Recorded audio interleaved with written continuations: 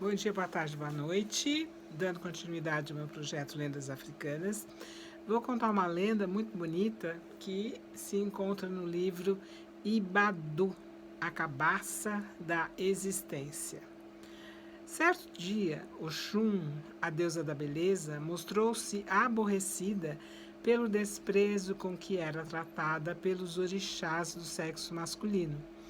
Lançando mão de seus poderes de feitiçaria, atribuição do sexo feminino inerente à metade inferior da cabaça, chamada Ibadu, determinou que, até que fosse reconhecido este poder, uma praga se abateria sobre a terra, as mulheres tornar-se-iam estéreis, os animais não mais dariam crias e as plantas não se reproduziriam.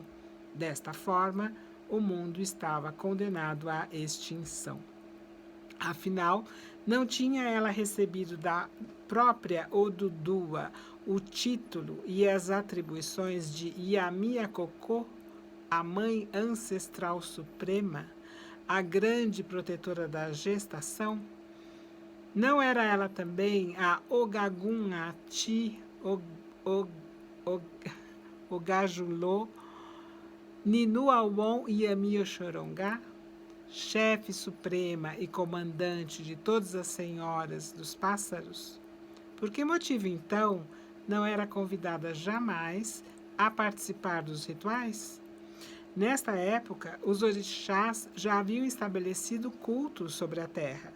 Seguindo as orientações de Ifá, abriram uma clareira na floresta, a qual denominaram Ibo-Orô, consagrando-a a Orô, e onde era prestado culto a Ori.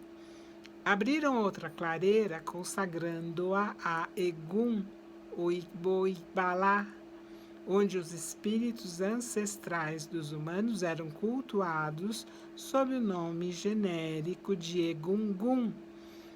Na mesma floresta, outra clareira foi aberta e consagrada a Ifá, o Iboifá, onde o oráculo criado por Orumilá era consultado por todos que queriam conhecer os seus destinos. Outra clareira ainda fora aberta na floresta, chamada Igbo-orixá, onde os orixás eram cultuados. No entanto, ela, Oxum, a poderosa Yamiadjé, jamais fora convidada a participar de qualquer das cerimônias. Mas sempre que os orixás retornavam da floresta, trazendo consigo os animais oferecidos em sacrifício, quer fosse para Orô, quer fosse para Egum, quer fosse para Orixá, ou até mesmo para Orumilá, entregavam-nos a ela para que os limpasse e os cozinhasse, prevenindo-a, no entanto, de que não poderia comer nenhuma porção, por mínima que fosse, daquelas oferendas. Revoltada, Oxum resolveu estender sobre todas as coisas o seu axé de Yamiadjé, que tornava tudo estéril, improdutivo, e de uma hora para outra as fêmeas deixaram de procriar. As profecias falharam e as magias deixaram de funcionar, ou só funcionavam para o mal. Se algum remédio era receitado para curar um doente, ele morria mais depressa e a água, antes fresca e transparente, tornara-se turva e letal. A situação ficou insustentável para os orixás, que não conseguiam perceber o que estava acontecendo. Afinal de contas, eles seguiam à risca os ensinamentos litúrgicos e o poder de Olodumare jamais falhara. Jamais os deixaram na situação vergonhosa e desesperadora em que se encontravam. O que seria preciso fazer? Já que seus próprios conhecimentos eram insuficientes para solucionar o problema, resolveram consultar o oráculo, e Oromilá, munido dos seus apetrechos, invocou o Odu. e ficou por um longo tempo observando a figura do Odu, que apareceu e que para ele era inteiramente nova. Há muito tempo, acostumara-se com o oráculo que ele mesmo criara e com os 16 Odu que o orientavam, portadores de mensagens pelas quais ele conseguia solucionar todos os problemas. Mas aquele Odu era inteiramente novo, um 17º Odu, resultante da interação de dois dos Odu já conhecidos, o Odu Oxê e o Odu Oturá. E Orumilá, depois de observar demoradamente, resolveu chamá-lo Oxetuá. A resposta era segura e, depois de terminada a leitura, Orumilá afirmou que não havia outra solução para eles senão a de acharem alguém suficientemente sábio para ser enviado a Olodumare, com a função de saber que tipo de trabalho deveria ser feito para o restabelecimento da ordem. E este alguém deveria ser ele mesmo, Orumilá, sábio entre os sábios.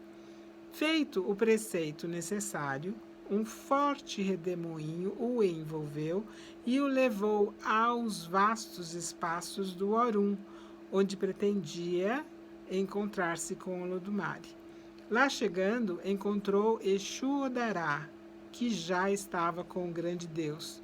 E Exu já havia exposto a situação a Olodumare, e Orumilá pediu que lhes fossem dadas as orientações para que pudesse salvar a terra da destruição total.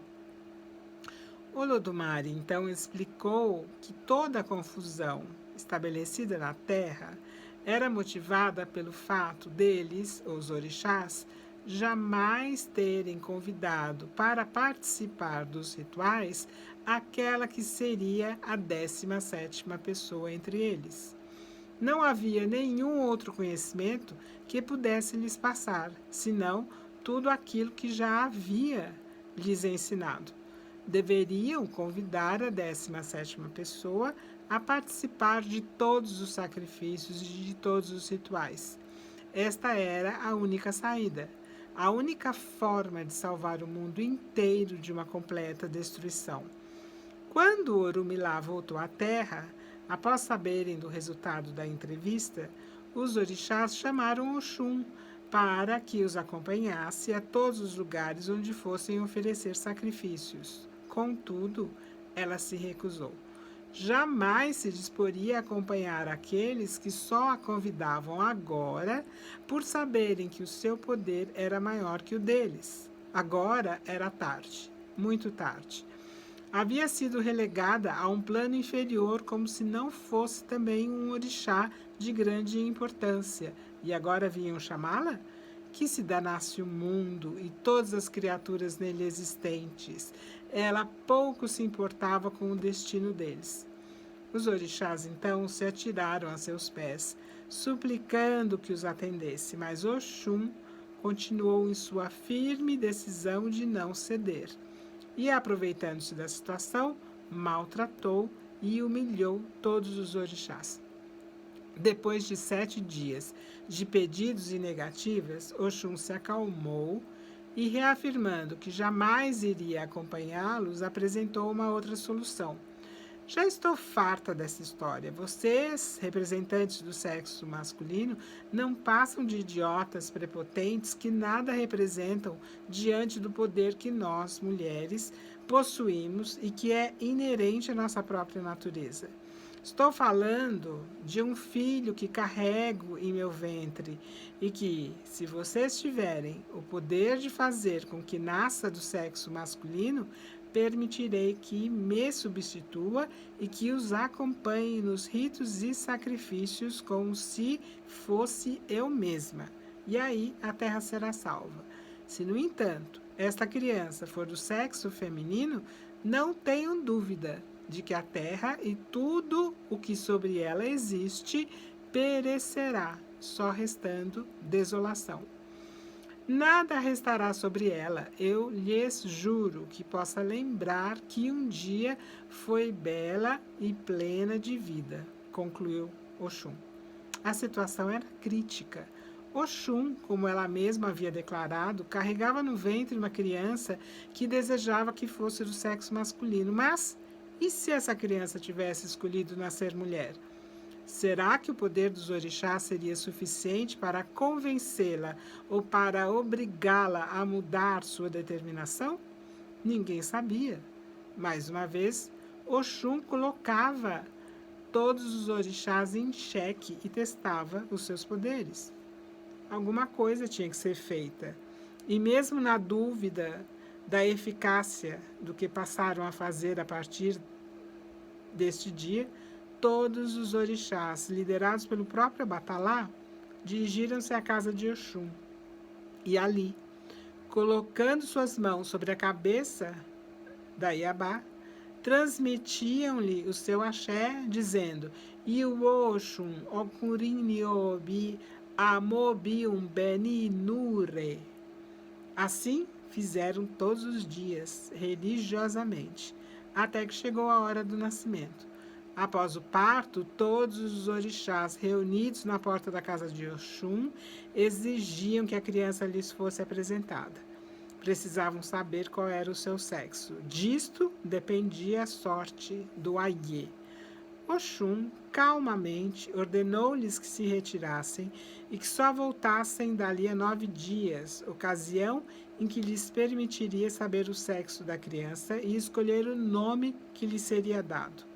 No 9º dia, os orixás voltaram e Oxum, pegando a criança, colocou-a nos braços de Obatalá, que depois de verificar que era um menino, soltou brados de contentamento e todos vibraram de alegria. O mundo estava salvo.